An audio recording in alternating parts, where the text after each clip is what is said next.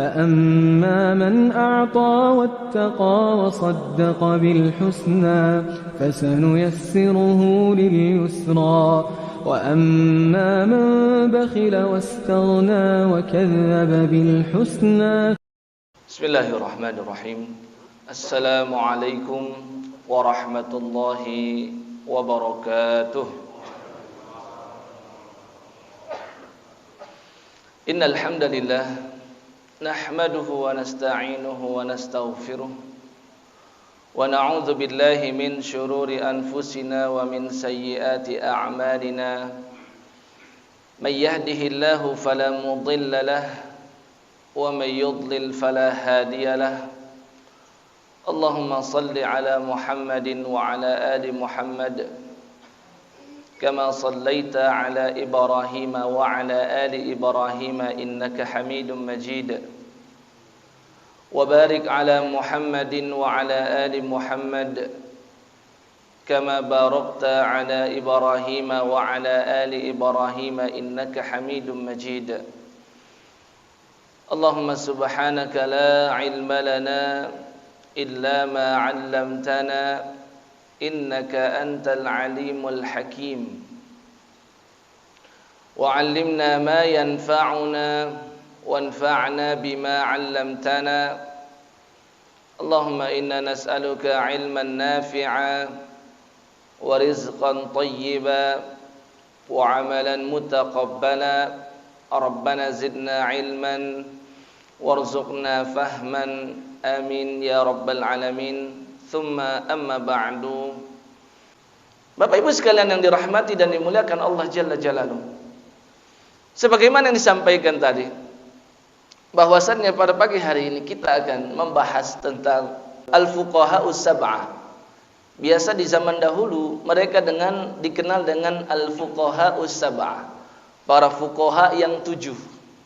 Ini kalau bisa kita katakan ini 7 pendekarnya fikih gitu. Ya, ada pendekar, yaitu adalah begawannya ulama. Dan yang kita bicarakan bukan generasi sahabat, yang kita bicarakan adalah dari generasi tabi'in, yang masih masuk ke dalam keumuman hadis Nabi SAW, khairul quruni qarni, sebaik-baik generasi adalah generasiku, yaitu adalah generasi para sahabat ridwanullahi ta'ala alaihim. Di sana ada Ubay ibn Ka'ab, sahabat Nabi yang paling mengerti tentang Al-Quranul Karim. Hafalannya luar biasa bagus, bacaannya luar biasa indah, dan dipilih oleh Sayyidina Umar bin Khattab di zaman kekhilafahan beliau menjadi imam salat tarawih di Masjid Nabawi. Yang pernah Nabi SAW bersabda kepada Ubay ibn Ka'ab radhiyallahu ta'ala anhu, "Innallaha amarani an uqri'akal Qur'an." Sesungguhnya Allah telah memerintahkanku untuk membacakan Al-Qur'an kepadamu, wahai Ubay. Saat itu Ubay bertanya, "Ya Rasul, serius Allah perintahkan engkau untuk membacakan Al-Qur'an kepadaku?" Bukan permasalahan Al-Qur'annya yang dipermasalahkan Ubay, serius Allah menyebut-nyebut namaku dari atas langit yang ke-7. Karena kan katanya innallaha amarani an uqri'akal Qur'an. Allah perintahkanku untuk membacakan kepadamu wahai Ubay Al-Qur'an. Maka Ubay bertanya, "Ya Rasul, benar Allah menyebut-nyebut namaku dari atas langit ke-7 sana?" Maka Nabi SAW menjawab, "Na'am." Fazarifat ainah, maka langsung bercucuran air matanya Ubay bin Ka'ab, terharu gitu. Namaku disebut oleh Allah Jalla Jalaluhu. Ya, nama kita belum tentu Pak disebut. Menangis beliau.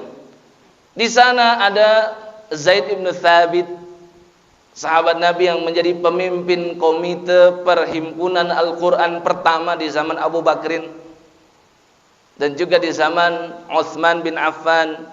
Yang memimpinnya adalah Zaid bin Thabit, yang dikatakan oleh Nabi SAW, afraduhum, sahabatku yang paling mengerti tentang ilmu faraid, ilmu warisan, Zaid bin Thabit.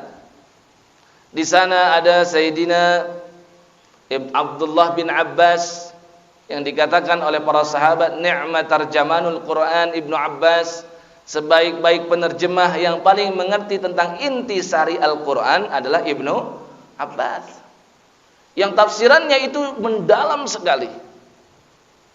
Di saat para sahabat menafsirkan idza jaa nasrullahi wal fath wa ra'aitan nasa yadkhuluna fi dinillahi afwaja, mereka hanya mengatakan Allah berfirman, ketika kemenangan sudah datang menghampirimu wahai Muhammad, dan kamu menyaksikan orang-orang secara berbondong-bondong masuk ke dalam agama Islam, maka bersyukurlah kepada Allah dengan cara bertasbih mensucikan Dia dan beristighfarlah. Umumnya para sahabat itu menafsirkan seperti itu saja. Tapi Sayyidina Abdullah bin Abbas mengatakan, surat ini menunjukkan dekatnya kematian Nabi Muhammad SAW. Dalam sekali tafsirannya. Mengapa bisa demikian? Dikarenakan tugas para nabi dan rasul itu akan selesai. Masa baktinya sudah akan habis jika umatnya sudah banyak bertauhid dan beriman kepada agama Islam. Ketika sudah banyak berbondong-bondong, maka perjuangan itu sudah akan usai. Dan sebagaimana dulu Sayyidina Yusuf As-Siddiq di dalam surat Yusuf, beliau berkata, dan perkataan beliau diabadikan di surat Yusuf, tawaffani musliman wa alhiqni bis salihin, wafatkanlah aku dalam kondisi muslim. Doa ini dipanjatkan setelah dia menyatakan kepada Allah, Rabbi qad ataitani minal mulk, ya Rabb, engkau telah berikan aku bagian daripada kerajaan. Beliau diangkat menjadi bendaharawan Mesir. Maka beliau diberikan jabatan yang tinggi. Maka banyak orang masuk ke dalam agama Islam, beriman kepada Nabi Yusuf, bertauhid. Bahkan rajanya ikutan bertauhid. Maka Nabi Yusuf tahu berarti tugasnya sudah akan selesai. Maka dia berdoa, tawaffani musliman, wafatkanlah aku dalam kondisi muslim. Maka demikianlah Abdullah bin Abbas mengatakan, idza jaa nasrullahi wal fath. Tidak sekedar itu saja tafsirannya. Ini adalah isyarat dari Allah, Nabi SAW sebentar lagi akan wafat. Itu ada begawan-begawan para ulama di zaman sahabat. Tapi bukan mereka yang kita bicarakan, karena sudah sering kita dengar kisah-kisah mereka. Tapi yang kita bicarakan perkataan Nabi berikutnya setelah beliau mengatakan khairul quruni qarni thumma alladhina yalunahum. Sebaik-baik generasi adalah generasiku, kemudian setelahnya adalah generasi setelah sahabat. Kalau para ulama mengatakan definisi sahabat adalah yang menyaksikan Nabi, beriman kepada beliau, dan wafat dalam kondisi muslim, maka para ulama mendefinisikan para tabi'in adalah orang-orang yang menyaksikan para sahabat, mendapatkan hadis dari mereka, riwayat dari mereka, dan mereka tidak berjumpa dengan Nabi Muhammad sallallahu alaihi wasallam. Maka ada itu generasi sahabat sebenarnya, tapi mereka disebut dengan al-mukhadramun, orang-orang yang tidak beruntung. Kenapa? Walaupun sezaman dengan Nabi, tapi tidak pernah berjumpa secara mata dengan Nabi SAW. Maka mereka tidak dianggap sahabat, mereka dianggap tabi'in. Tapi dinaikkan sedikit levelnya, disebut dengan mukhadram, yang kurang beruntung lah gitu, tidak berjumpa dengan Nabi. Siapa contohnya? Uwais Al-Qarani misalnya, ya. Beliau itu adalah ya contoh yang sezaman dengan Nabi Sallallahu Alaihi Wasallam. Ya, dari desa Qaran, maka disebut dengan Al-Qarani. Maka beliau tidak berkesempatan untuk berjumpa dengan Nabi Sallallahu Alaihi Wasallam, disebut dengan mukhadramun, generasi tabi'in. Para ulama mendefinisikan tabi'in adalah orang-orang yang tidak berjumpa dengan Nabi Sallallahu Alaihi Wasallam, karena Nabi yang langsung berikan definisi. Ya, kata beliau Sallallahu Alaihi Wasallam, semoga Allah merahmati orang-orang yang tidak menyaksikanku, tapi mereka menyaksikan orang-orang yang menyaksikanku. Ya, menyaksikan orang-orang yang pernah menyaksikanku. Dengan definisi sahabat tadi, maka sahabat yang awalnya menyaksikan Nabi, beriman kepada beliau, tapi wafat dalam kondisi tidak beragama Islam, maka tidak lagi dianggap sahabat. Ya, seperti Ubaidillah bin Jahsy, ya, dia adalah sahabat Nabi awalnya ketika hijrah ke Ethiopia, karena itu begitu gemar meminum arak di sana. Pada akhirnya dia tidak rela untuk kembali ke pangkuan Nabi sallallahu alaihi wasallam dan para sahabat. Murtad dia, maka tidak lagi dianggap sahabat.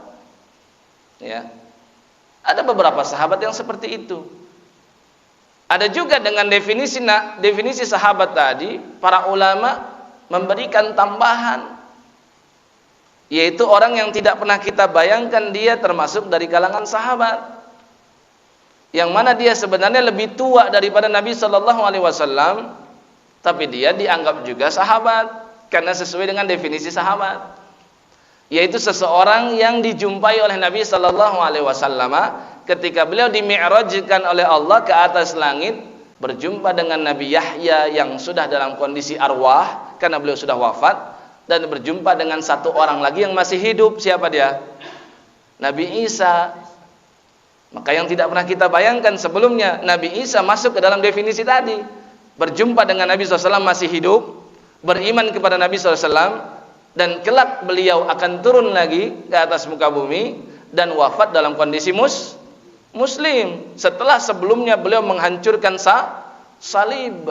Karena para nabi dan rasul berharap beriman kepada Nabi Muhammad sallallahu alaihi wasallam. Dan itu termaktub di surah Ali Imran.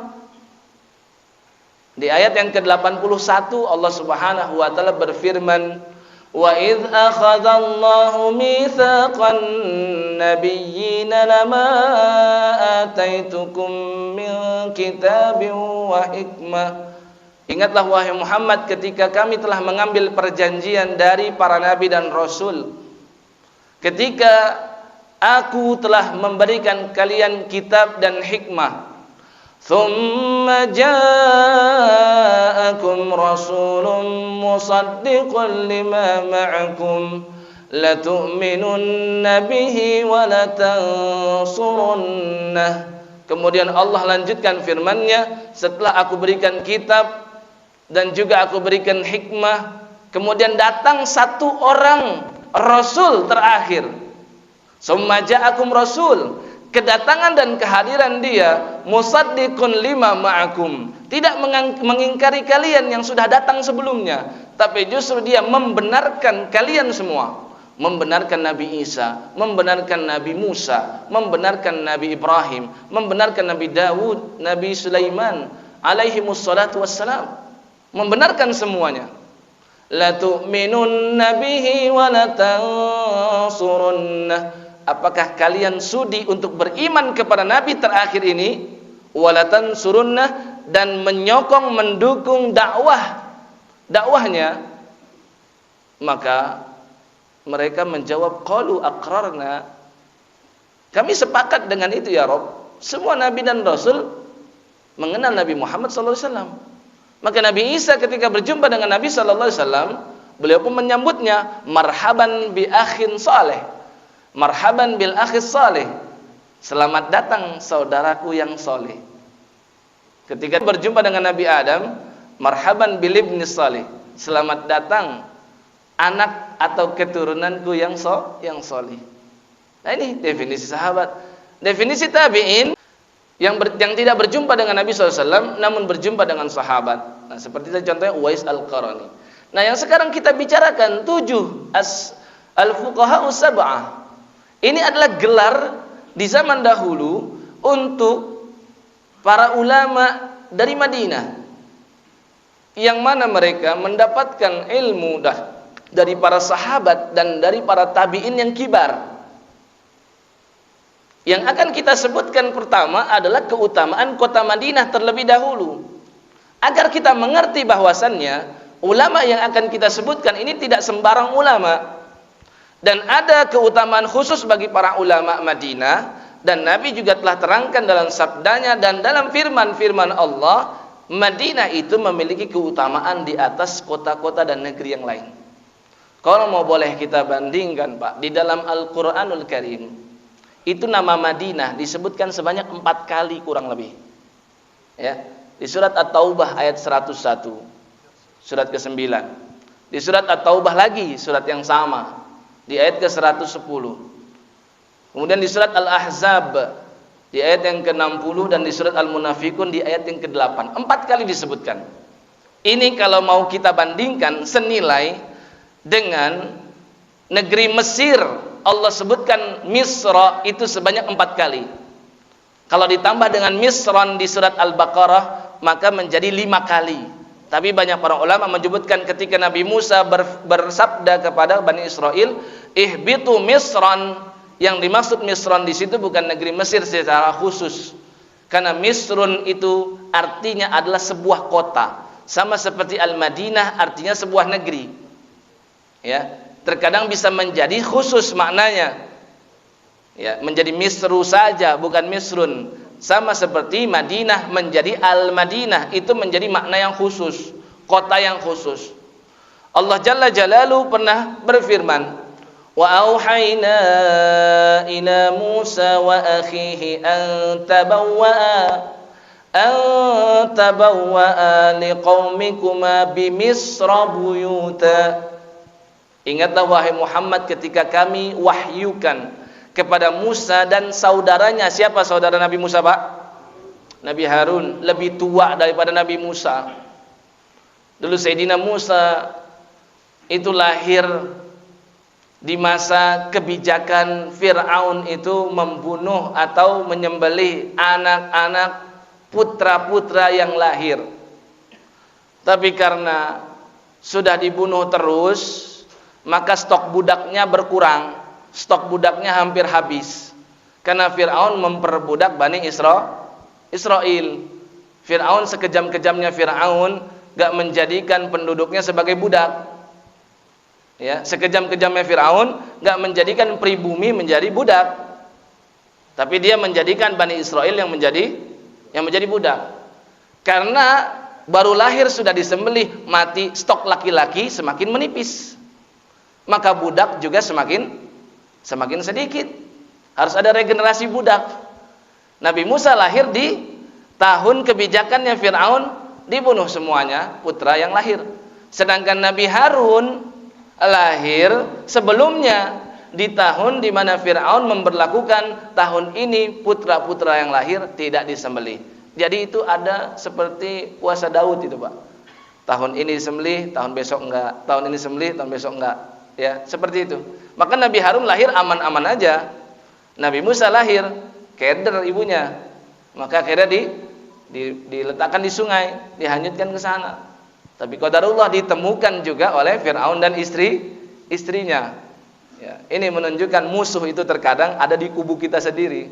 Ya, Fir'aun tidak sadar ternyata Allah sudah menyediakan musuhnya ada di rumahnya dan istananya sendiri. Dan justru musuh utamanya adalah anak yang selama ini ia didik. Ya kan? Nah, kemudian itu tadi Allah berbicara tentang negeri Mesir.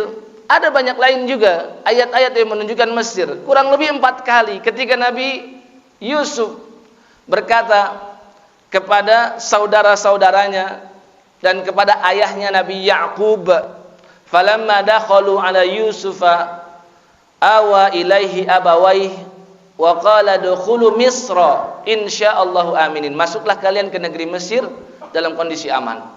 Ini contoh perbandingan antara penyebutan nama Mesir di dalam Quran dengan penyebutan nama Madinah di dalam Al-Quran.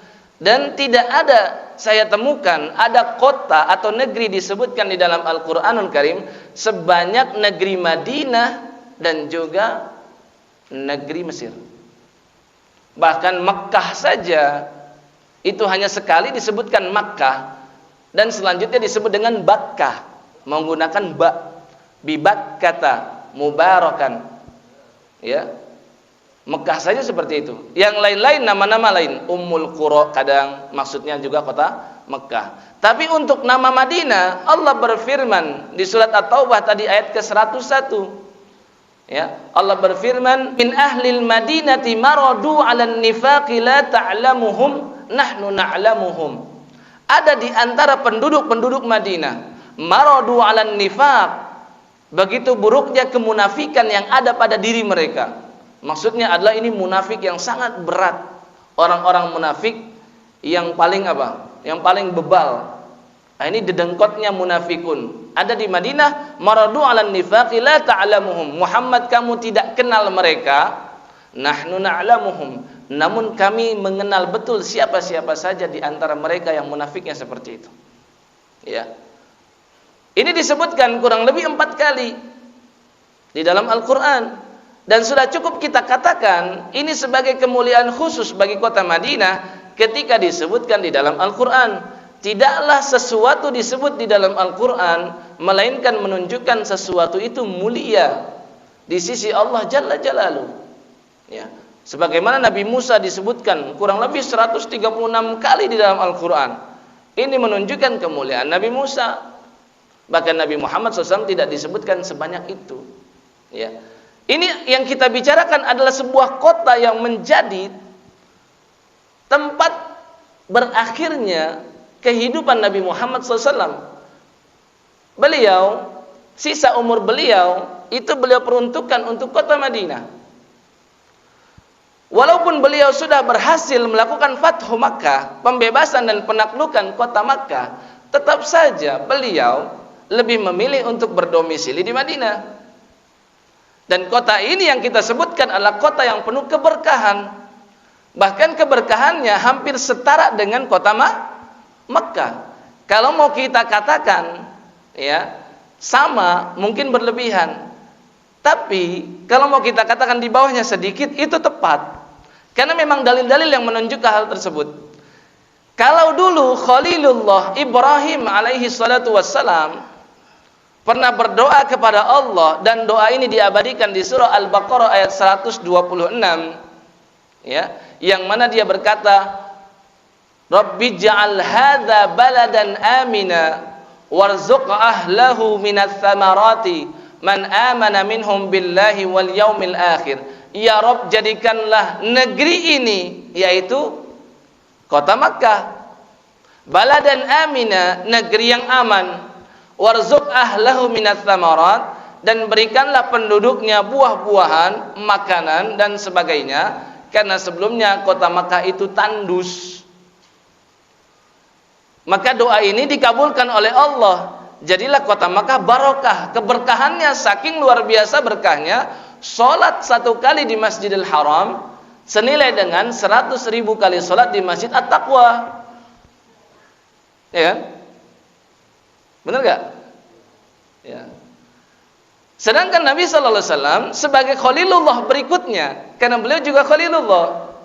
Kalau Allah berfirman, wattakhadallahu Ibrahima khalila, dan Allah telah mengangkat Ibrahim sebagai khalilnya, kekasihnya, maka Nabi SAW jelaskan dalam sabdanya, inni abra'u ilallahi an yakuna liminkum khalilun. Sesungguhnya aku sudah memohon kepada Allah agar aku diizinkan memilih siapa di antara kalian yang sebagai kekasihku. Niat beliau ingin mengangkat Abu Bakar sebagai kekasihnya. Tapi Nabi terangkan, ketahuilah Allah sudah mengangkatku sebagai kekasihnya, Khalilullah. Jadi Khalilullah itu ada 2, Nabi Ibrahim dan Nabi Muhammad sallallahu alaihi wasallam. Kalau Nabi Ibrahim berdoa demikian untuk kota Makkah dan jadilah dia barokah, maka Nabi Muhammad SAW tidak kalah. Ketika beliau berada di Madinah, beliau berdoa, Allahumma ja'al bil madinati dhi'fai ma ja'alta bi Makkah minal barakah. Ya Allah, aku mohon kepada Engkau agar Engkau menjadikan kota Madinah ini di'afai. Di'afai itu dari kata di'afain, nunnya dihilangkan karena diidhofahkan. Di'afai ma ja'alta bi Makkah minal barakah. Mohon jadikan keberkahan untuk kota Madinah ini 2 kali lipat dari keberkahan yang sudah Engkau berikan kepada kota Makkah. Ya, Nabi berdoa seperti itu. Mustajab kan nih? Doa Nabi mustajab kan? Jelas, doa Nabi mustajab. Dan ketika ada beberapa sahabatnya itu terlihat kesulitan ketika hidup di Madinah, wajar Pak, Orang muhajirin itu profesi mereka umumnya pedagang. Sedangkan orang Madinah, orang Ansor, profesi mereka itu adalah apa? Bertani dan berkebun. Nggak biasa gitu kan orang-orang Mekah untuk menjadi seorang petani. Ya, datang ke Madinah, aduh. Ya, tapi mereka ini sudah konsekuen. Mereka sudah yakin bahwasannya siapapun yang meninggalkan sesuatu dikarenakan Allah dan Rasulnya, Allah pasti ganti yang lebih baik. Maka mereka tinggalkan Mekah. Keluarga mereka tinggalkan, bisnis-bisnis mereka yang sudah mereka rintis, ya beberapa dekade ke belakang mereka tinggalkan. Mereka datang ke Madinah, ya berharap impian-impian baru, tapi ternyata sulit. Sekedar informasi, Madinah itu lumayan ekstrim Pak, cuacanya. Yang pernah, ya ketika haji atau umrah datang ke Madinah, itu kalau musim dingin bisa di bawah 0, dan di musim panas bisa 50 derajat atau lebih, setengah mateng. Ya, itu Madinah. Jadi kalau dingin banget, kalau panas banget. Ya, maka para sahabat banyak yang sakit. Para sahabat yang demam, ya. Dan demikian maka Nabi SAW berdoa kepada Allah, Allahumma habbib ilainal Madinah ka hubbina Makkah au ashadd. Ya, untuk menenangkan perasaan para sahabat. Ya Rabb, mohon agar Engkau jadikan kami semakin mencintai Madinah sebagaimana kami dulu mencintai Mekah, atau lebih-lebih lagi cinta kami kepada Madinah. Karena ini adalah penduduk yang sangat luar biasa ramah kepada Nabi sallallahu alaihi wasallam. Walaupun Nabi mengatakan kepada Mekah ketika beliau beranjak pergi dari kota Makkah, dan beliau bersabda, wallahi demi Allah, ya, sesungguhnya innaki la khairu ardillah, wahai Mekah, sesungguhnya engkau itu adalah sebaik-baik muka bumi, sebaik-baik tanah yang ada di permukaan bumi ini. Ya, dan engkau juga adalah khairu ardillah atau ahabbu ilallah, yang paling dicintai oleh Allah. Kalau bukan karena pendudukmu yang mengusirku, aku nggak akan mau pergi dari kota Mekah. Ditolak Nabi SAW. Dan Nabi itu sudah diberikan ramalan dulu kala oleh Waraqah bin Naufal ketika beliau ceritakan pertemuan pertama kali dengan Jibril alaihissalatu wassalam di Gua Hira. Maka Waraqah bin Naufal berkata, hadzan namus alladzi anzala ala Musa, yang berjumpa denganmu wahai Muhammad adalah namus yang dulu pernah turun kepada Musa alaihissalatu wassalam. Maksudnya malaikat Jibril, karena nama lain Jibril adalah Namus. Biasa orang-orang Nasrani mengatakan Namus, karena Jibril itu kan namanya banyak. Ada Jibril, ada Jibrail, ada Ruhul Qudus, ada Ruhul Amin, Rasulun Karim. Ada juga nama beliau adalah An-Namus. Maka kata Waraqah bin Naufal, ya laitani fiha jaza'a, seandainya aku masih muda. Ya laitani, seandainya aku hayyan, masih hidup, hina yukhrijuka qaumuk, ketika nanti kaummu mengusirmu. Maka Nabi bertanya, aw mukhrijiyahum, yang benar saja, saya itu penduduk asli Mekah, masa saya nanti diusir dari kota Mekah? Maka kata Waraqah bin Naufal, setiap orang yang didatangi oleh Jibril mendapatkan wahyu, kemudian berdakwah kepada umatnya, pasti dia memiliki para haters. Dan nanti kamu juga punya, dan kamu akan diusir.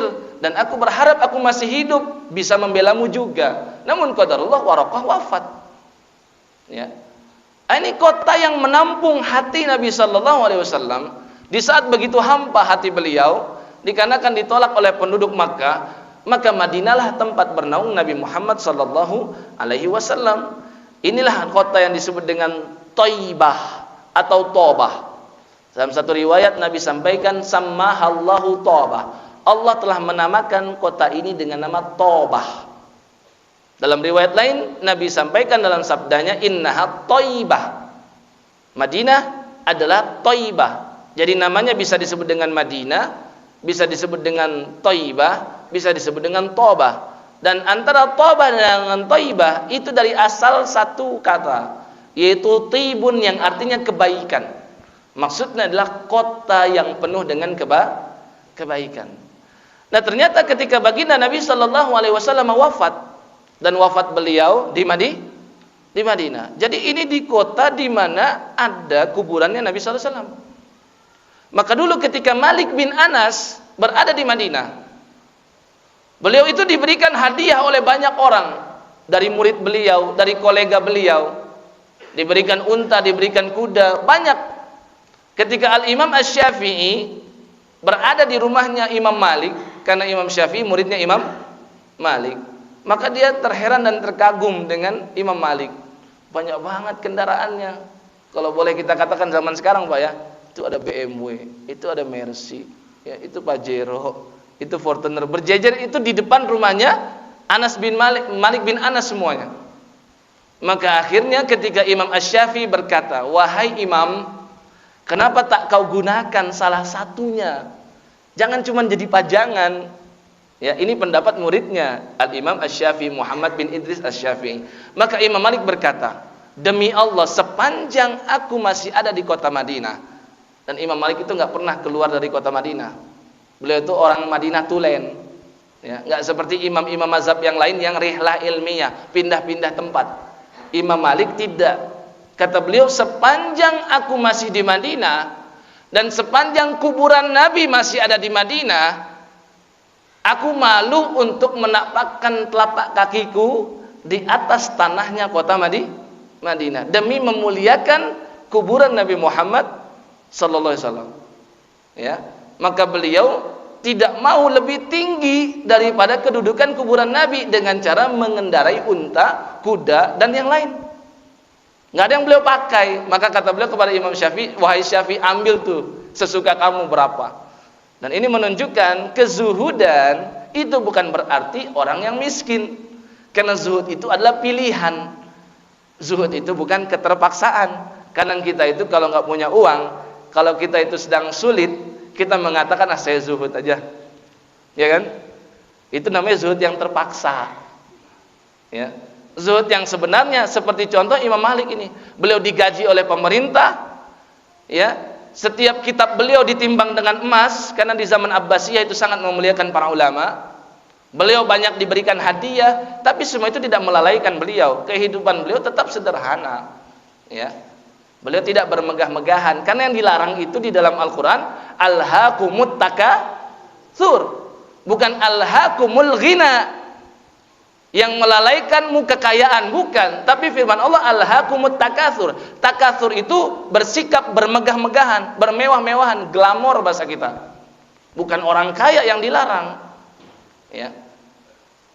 Nah, di Madinah itu ada kuburan Nabi sallallahu alaihi wasallam. Semenjak beliau wafat, maka beliau mewariskan ilmu kepada para sahabat. Dan sahabat yang menetap di Madinah itu masih banyak ketika di zaman Sayyidina Umar bin Khattab.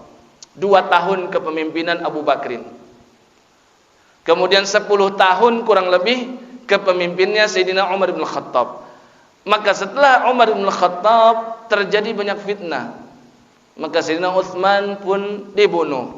Bahkan akhir kehidupan Sayyidina Umar itu pun dibunuh. Sedang sholat subuh, ditusuk kepalanya, ya, dengan pisau yang sudah dilumuri oleh racun, ya. Dan yang menusuknya siapa?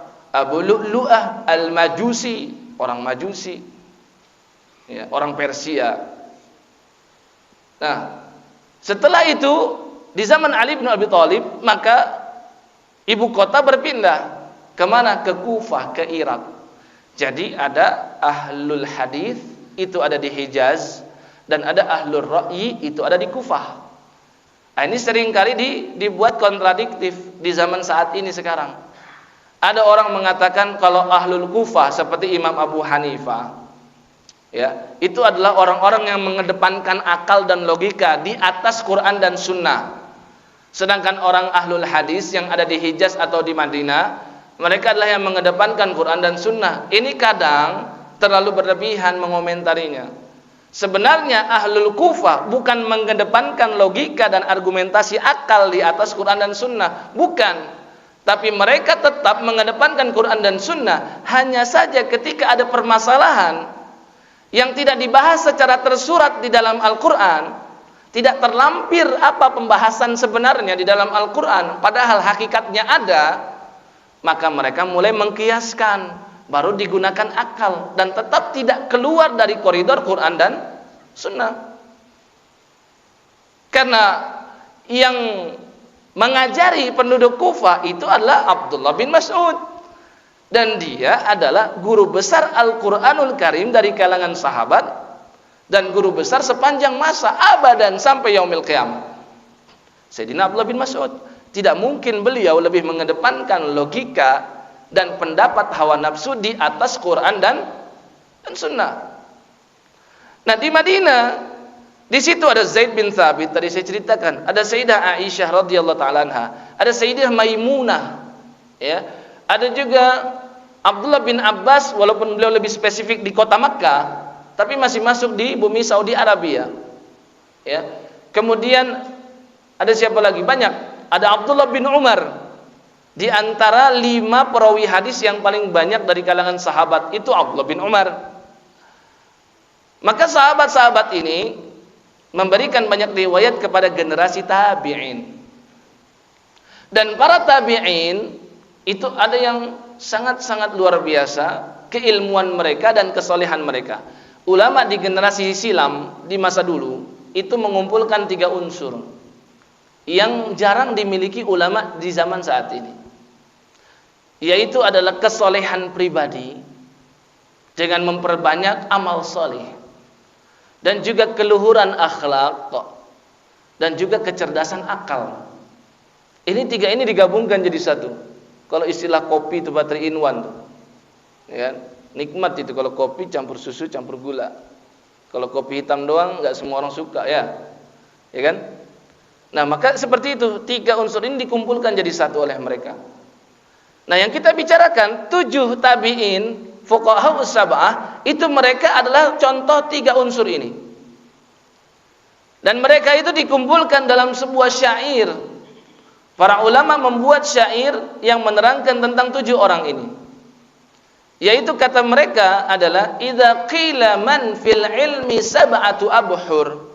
Jika ditanya tentang siapa orang-orang yang memiliki ilmu seperti memiliki 7 samudra, maksudnya ilmunya seluas 7 samudra, ya, riwayatuhum laisat anil ilmi kharijah, riwayat mereka tidak pernah keluar daripada ilmu. Faqulhum Ubaidullah, Urwah, Qasim, Sa'idun, Abu Bakrin, Sulaimanu kharijah. Nah, ini syairnya menyebutkan tentang 7 orang ini, 7 pendekar faqih atau 7 pendekar fikih dari kalangan tabi'in. Tadi disebutkan faqulhum, katakanlah mereka itu pertama Ubaidullah, ya. Yang kedua Urwah, yang ketiga Qasim, yang keempat Sa'id, yang kelima Abu Bakar, yang keenam Sulaiman, dan yang terakhir ketujuh namanya Kharijah. Dan ini nanti yang akan kita bahas satu persatu biografi mereka di kesempatan-kesempatan yang akan datang.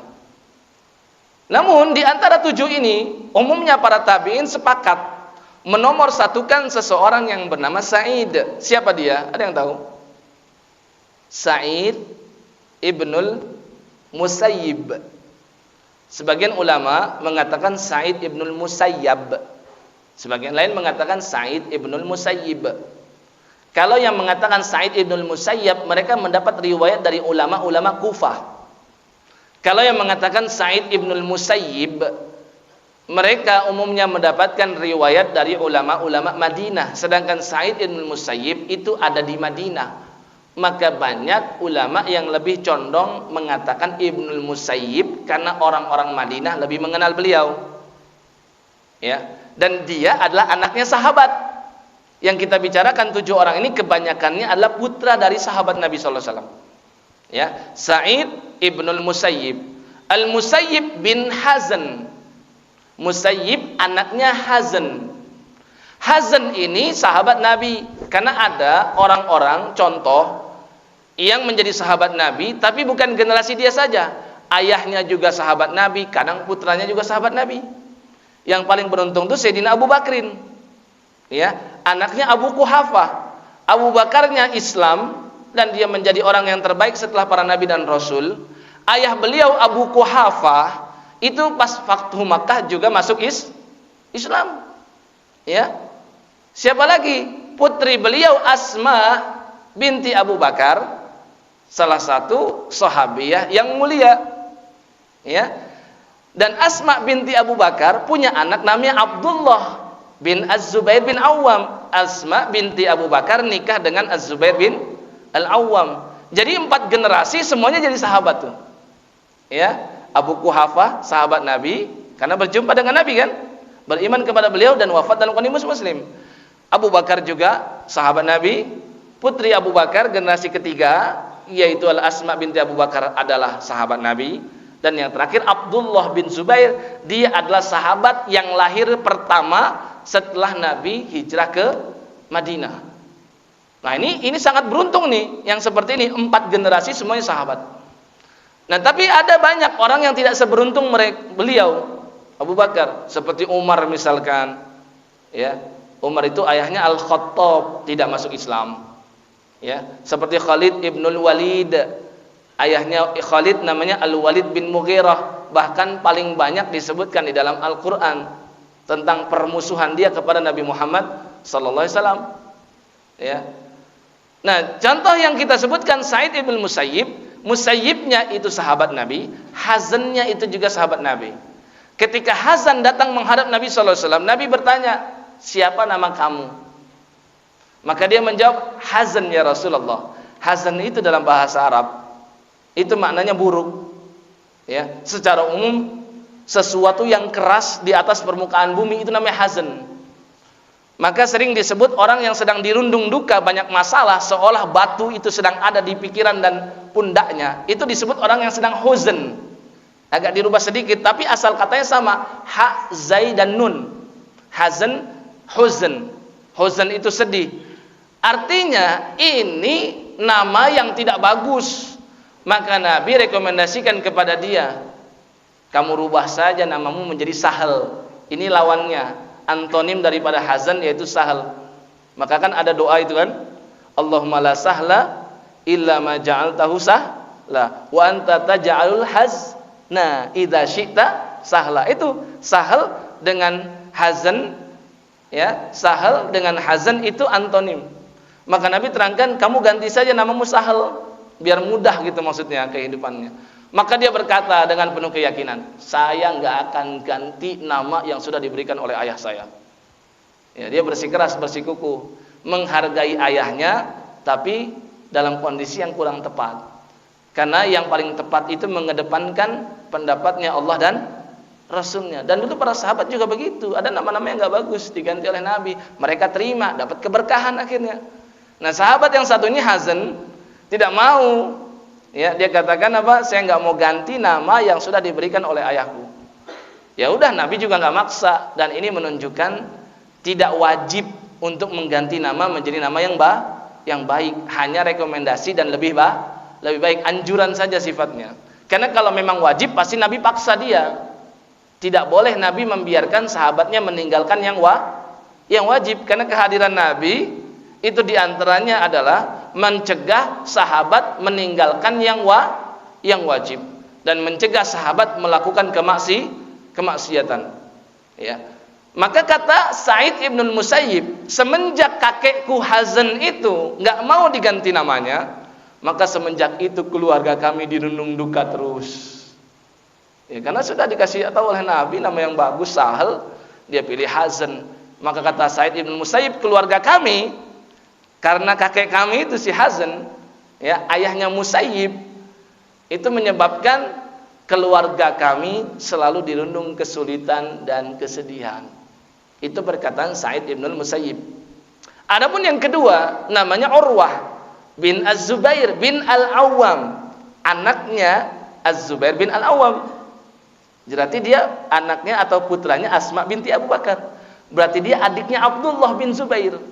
Ya, Abdullahnya berkesempatan berjumpa dengan Nabi, maka dia jadi sahabat. Tapi Urwahnya tidak berkesempatan berjumpa dengan Nabi, maka dia menjadi tabi'in.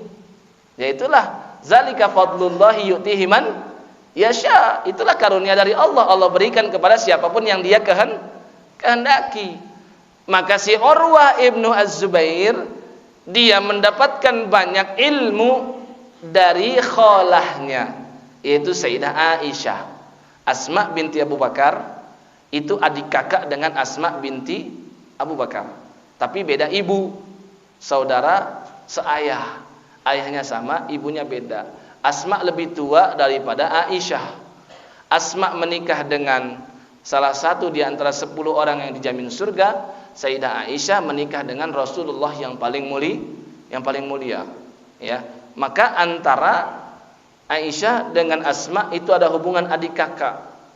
Urwah bin Az-Zubair mendapatkan banyak riwayat hadis dari bibinya, yaitu Sayyidah Aisyah. Kalau Sa'id ibn Musayyib tadi, beliau dinikahkan dengan putrinya Sayyidina Abu Hurairah.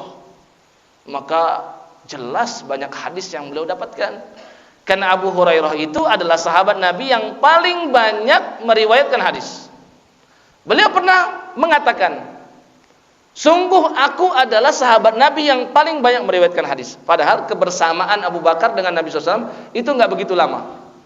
Beberapa riwayat mengatakan Abu Hurairah baru masuk Islam setelah perang Khaybar.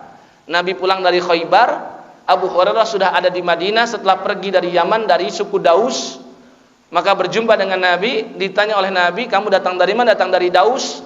Maka Nabi sampaikan, aku tidak menyangka ada kebaikan pada kota Daus. Maka Abu Hurairah menyatakan keislaman. Mulai saat itu dia mendengar hadis Nabi. Berarti membersamai Nabi hanya sekitar 3 tahun atau 4 tahun saja. Sedangkan ada sahabat yang sudah membersamai Nabi sejak di kota Makkah, belasan tahun, bahkan puluhan tahun. Tapi sahabat semua sepakat yang paling banyak meriwayatkan hadis itu siapa? Abu Hurairah. Karena dia mendapatkan barokah dari mukjizat Nabi Muhammad SAW. Dan Abu Hurairah ketika mengatakan aku yang paling banyak meriwayatkan hadis, itu bukan bab sombong, bukan maksudnya jumawa, hanya ingin menyampaikan kepada para tabi'in, kalau ingin mendengar hadis Nabi, nih ke saya, banyak ilmu dari Nabi yang akan saya sampaikan. Ya, maka Abu Hurairah ceritakan ketika dulu Nabi SAW sedang bermajlis seperti ini, Nabi terangkan, siapa yang mau di antara kalian meletakkan burdahnya di depanku, ya, membentangkannya, kemudian aku sampaikan hadis-hadisku. Setelah usai, dia gunakan kembali burdahnya. Kemudian setelah itu tidak ada yang lupa dari ucapanku sedikit pun. Mukjizat dari Nabi SAW, keberkahan dari mukjizat Nabi SAW. Maka Abu Hurairah langsung itu lepas burdahnya. Ya, burdah itu kain, bisa digunakan sebagai mantel begini, kedinginan, selimut-selimut tipis gitu. Ya, kadang kalau di kita tuh dilipat, ya, memanjang, ditaruh di sini, ya kan? Kadang di kita itu dibuat jadi sejadah, kalau nggak ada alas lagi. Ya, kalau orang Arab bisa menjadi multifungsi. Kalau ingin sholat, mereka bentangkan, buka, ditaruh di sini. Jadi namanya imamah. Yang biasa kalau imam-imam di Makkah itu kan, di Masjidil Haram, ya, saya Sudais, siapa lagi banyak itu kan, Syuraim dan lain sebagainya, itu kan pakai imamah. Nah, itu kan dari kain. Letakkan burdahnya di depanku, aku sampaikan hadis, setelah usai, maka dia gunakan kembali, maka tidak ada yang lupa lagi daripada ucapanku. Maka Abu Hurairah langsung bentangkan. Ya. Kata Abu Hurairah apa? Aku gunakan itu burdah, semenjak itu tidak ada satu lafaz pun yang keluar dari lisan Nabi yang mulia, melainkan itu semuanya sudah aku ingat. Ya. Jadi daya ingatnya kuat. Maka di antara sahabat banyak yang meriwayatkan kisah Nabi melakukan ini itu, melakukan ini itu. Kalau Abu Hurairah dengan penuh keyakinan mengatakan Rasul mengatakan ini.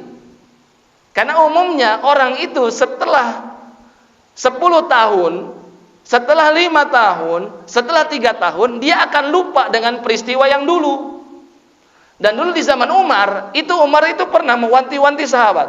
Jangan kalian banyak-banyak meriwayatkan hadis. Yang banyak-banyak saya pukul pakai tongkat nih. Kenapa? Karena generasi tabi'in sepatutnya dan selayaknya mereka dengar dulu tentang Al-Quran dulu. Karena Al-Quran itu nggak ada perbedaan, paling qiraatnya saja yang beda. Tapi kalau hadis banyak perbedaan lafaz dari para sahabat, dan Umar memikirkan generasi tabi'in nanti takutnya ada perpecahan di antara mereka karena ada perbedaan lafaz. Maka Abu Hurairah cerita, kalau aku menceritakan hadis seperti sekarang di zaman Umar, pasti Umar akan pukul dengan tongkatnya. Pukul aku dengan tongkatnya. Karena Abu Hurairah pernah menyampaikan hadis dari ba'da isya sampai mendekat subuh. Enggak berhenti-berhenti itu ngucap. Saking kuatnya hafalan. Abu Hurairah sampaikan, hanya ada satu orang yang bisa menyaingiku dalam segi ilmu hadis. Siapa dia? Sayyidina Abdullah bin Amr bin As, anaknya Amr bin As. Tapi kata Abu Hurairah, kalau enggak aku catat, karena tadi keberkahan mukjizat Nabi, kalau Abdullah bin Amr bin As, dia tukang catat. Di saat yang enggak ada nyatat, Abdullah bin Amr bin As dia catat. Maka sahabat ada yang mencela dia, "Weh Abdullah bin Amr bin As, jangan kamu catat semua ucapan Nabi. Nabi itu kadang marah, Nabi itu kadang begini. Takutnya Nabi enggak suka kamu catat semuanya." Maka Abdullah bin Amr bin As ngadu kepada Nabi SAW, "Ya Rasul, kata sahabat begini begitu, saya dilarang begini begitu." Kata Nabi SAW, "Ketahuilah wahai Abdullah, aku itu marahnya juga adalah wahyu. Jadi nggak masalah kamu mau tuliskan ceritakan aku sedang marah, nggak ada masalah, karena marahku itu bukan dari hawa nafsu seperti manusia biasa, tapi marahku ini berdasarkan wahyu." Nah itu Abu Hurairah punya menantu namanya Sa'id ibn Musayyib. Urwah bin Az-Zubair punya bibi namanya Sayyidah Aisyah. Maka dia orang kedua di antara 7 fuqaha Madinah yang kita sebutkan. Adapun orang yang ketiga adalah Kharijah bin Zaid bin Thabit. Ya, Zaid bin Thabit.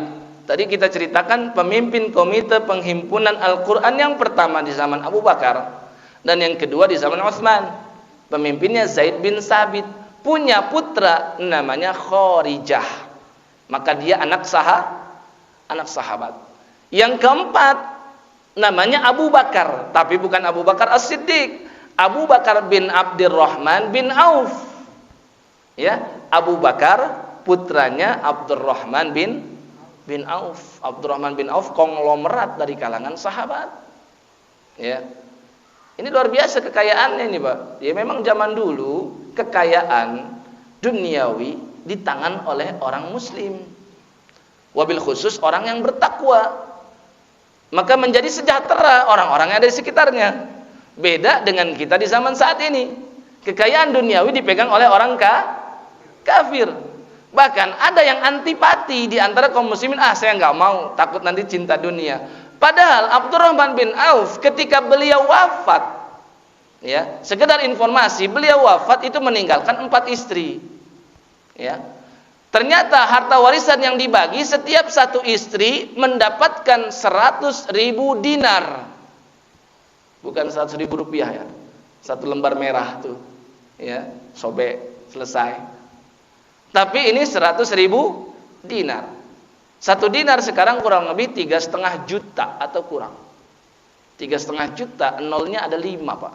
Di belakang 35 ada nolnya 5. Kalau dikalikan 100.000, nolnya ada 5 lagi. Berapa tuh? Udah nggak kehitung tuh. Miliaran dah pokoknya dah. Ya kan? 1 istri dapat harta warisan miliaran.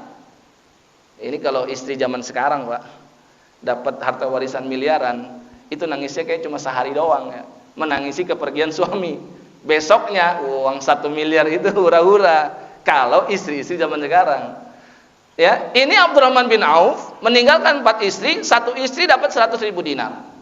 Sedangkan jatah istri di dalam Al-Qur'anul Karim di surat An-Nisa ayat yang ke-12, walahunna rubu'u mimma taraktum illam yakul lakum walad fa in kana lakum waladun falahunna thumun.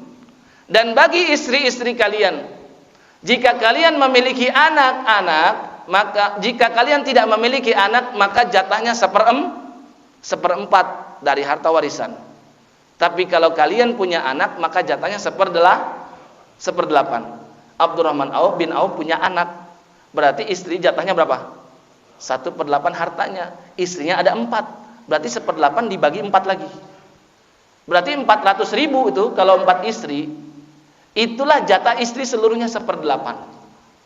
Berarti harta seluruhnya Abdurrahman bin Auf berapa? Dikalikan saja 8. 400.000 dinar kali 8. Berarti jumlahnya 3.200.000 dinar. Kalau dikonversikan rupiah saat ini itu 11 triliunan.